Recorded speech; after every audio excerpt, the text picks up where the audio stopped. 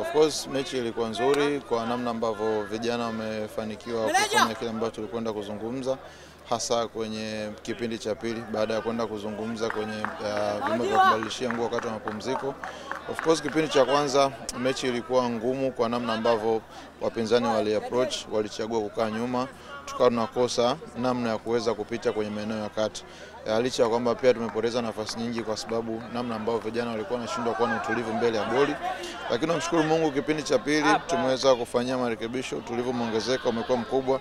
Tumeweza kufika kwenye lango lao mara nyingi na tumepata magoli manne ambayo nafikiri kwetu ni namna nzuri ya kuhitimisha mechi ya mwisho wa raundi hii kabla ya kwenda kwenye hatua ya playoff.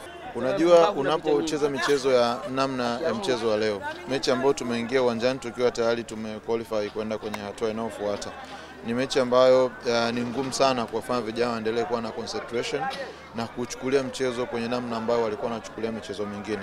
Ni kama waliuona kama ni mchezo rahisi, umakini kidogo kwa unapungua mbele ya lango kwa sababu tumetengeneza nafasi nyingi, zaidi ya nafasi 7 mpaka 8, lakini hatujafanikiwa kuziconvert.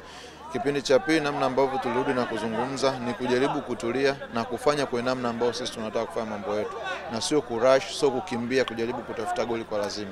Nafikiri umeona kipindi cha pili utulivu ulikuwa ni mkubwa, tumetengeneza nafasi za kutosha as well na tumeweza kupata haya mabao manne. Of course tumekuwa na wakati mzuri kwenye hizi mechi ambazo tumecheza.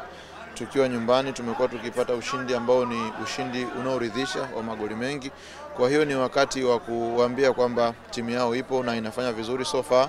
Tunajiandaa vizuri kwenda kwenye hatua ya mtoano kwa maana ya playoff kwenye stage nyingine. Hatuwezi kufanikisha sisi bila wao. Kama ambavyo unajua, hatua inayofuata huwa ina ushindani mkubwa. Kwa hiyo tuweze kupata nguvu ya kuendelea kwa katika kiwango bora. Tunawaalika, tunaomba wafike uwanjani waweze kutusupport ili tuweze kufurahia kwa pamoja hichi ambacho tunakipata kwa sasa. Kwanza napenda kumshukuru Mwenyezi Mungu, ameweza kutuongoza mpaka tumemaliza mechi yetu salama, lakini kitu ambacho kimenifanya niwe na shauku ya kufunga goli la kwanza kwa sababu tumepoteza nafasi nyingi ambazo tulikuwa tunazitengeneza, lakini kuzitendea haki ilikuwa inashindikana. Kwa hiyo tulipotoka kwenye vyumba, kwenye akili yangu, mindset yangu siku zote, kwanza kama sipo assist basi nifunge. Ndio kitu ambacho siku zote kipo kwenye akili yangu.